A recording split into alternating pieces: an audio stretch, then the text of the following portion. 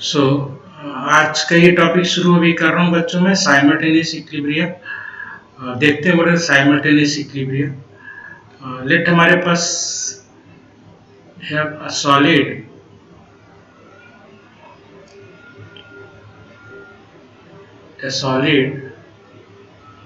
On heating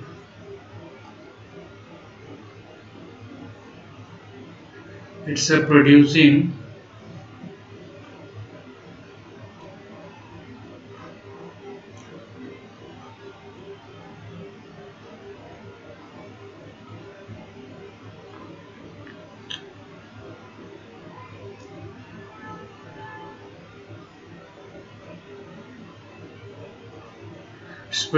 B gas plus C gas.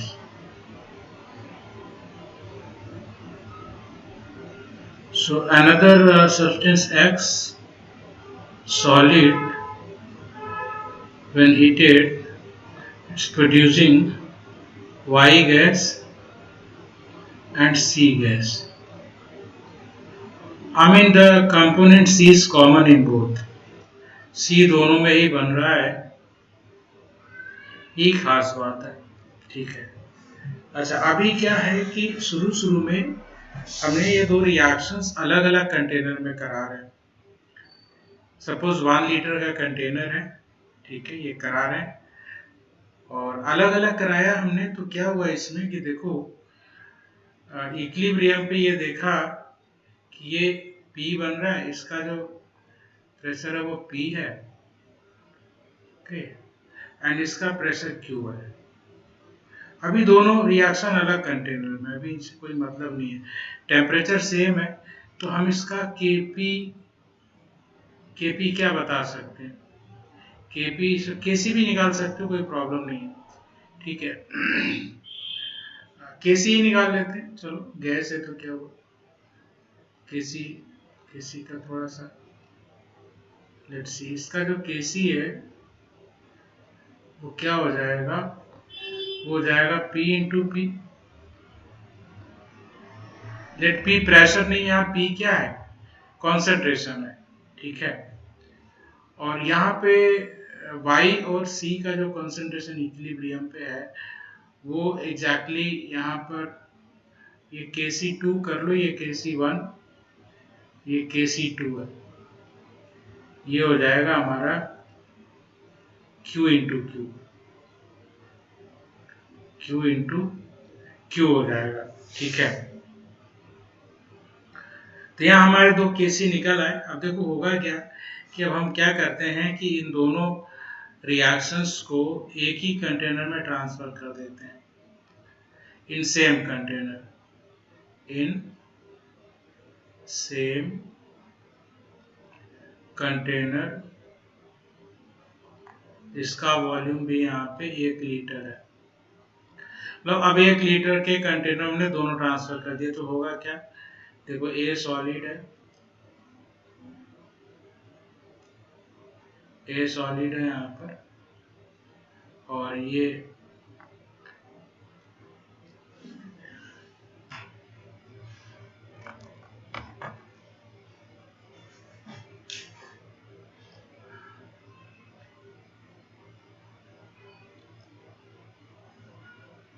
A solid is producing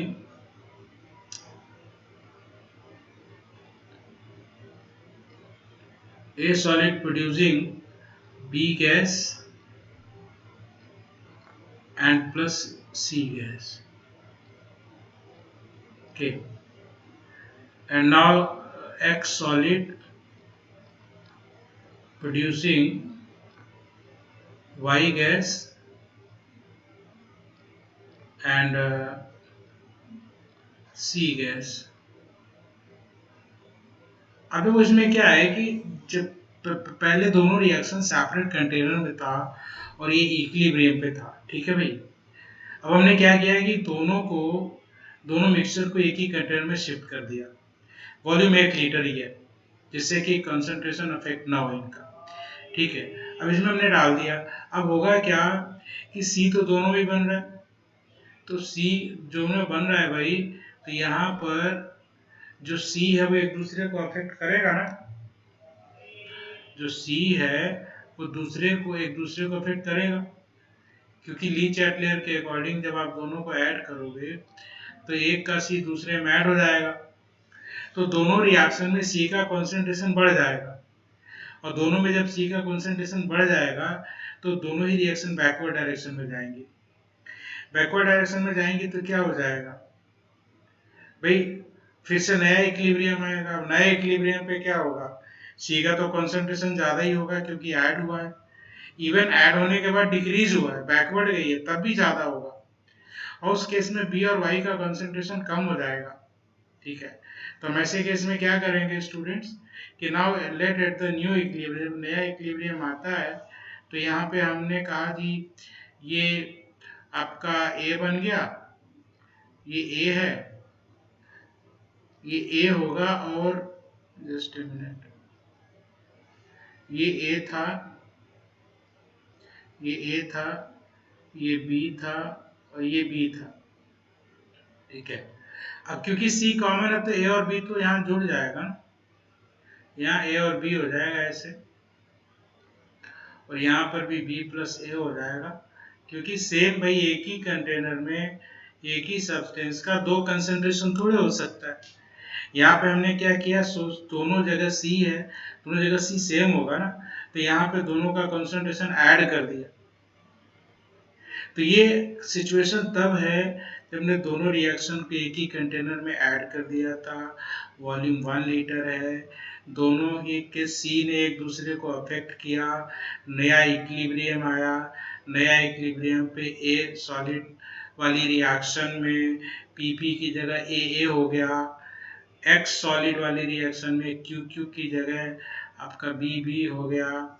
ठीक है भाई, तो यहाँ पर और इक्विलिब्रियम पे क्या हो जाएगा, इक्विलिब्रियम पे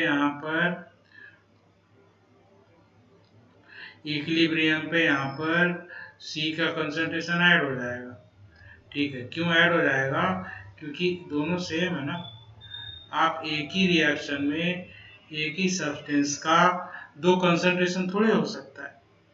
ठीक है, तो इस तरह से सी का इक्विलिब्रियम पे कंसंट्रेशन ए प्लस बी है, दोनों ही रिएक्शन में, बी का ए है, वाई का ए। अब देखो ये सब होने के बाद एक चीज जो नहीं बदलती है वो है इक्विलिब्रियम कांस्टेंट। इक्विलिब्रियम कांस्टेंट खाली टेम्परेचर से बदलता है, तो यहाँ पे इक्विलिब्रियम कांस्टेंट जो है नहीं बदलेगा, तो हम क्या लिख सकते हैं, Kc1 equals to Kc1 equals to, अब इसकी वैल्यू तो हमें आ ही चुकी है, वो पी स्क्वायर है, ये गिवन था आपको, तो अब ये क्या हो जाएगा, a into A plus B, ऐसे हो जाएगा भाई। और Kc2 क्या हो जाएगा, Kc2 हो जाएगा Q square equals to B into A plus B, A plus B हो जाएगा भाई ऐसे। ठीक है, अच्छा अब और देखिए इसमें, ये ठीक है, हमको इक्वेशन मिल गई, इक्वेशन 1 और इक्वेशन 2। अब हम क्या करेंगे, इधर आ जाइए, राइट साइड में देखते हैं, यहाँ पे आप क्या करो, apply equation 1/2, apply first by second, divide कर दो। ठीक है भाई, डिवाइड कर दोगे तो क्या हो जाएगा, ये हो जाएगा P square upon Q square equals to A upon B. ठीक है, तो यहाँ अब a अपॉन बी में क्या है, a की वैल्यू b के टर्म में या b की वैल्यू a के टर्म में आ जाएगी, एंड पुट करो इसको किसी भी इक्वेशन में, आई मीन क्वाड्रेटिक बन जाएगी ना, आप जो सॉल्व कर सकते हो। ठीक है, सो यहाँ पे क्या है, पुट a और b इन इक्वेशन 1 और 2 and solve a and b, and solve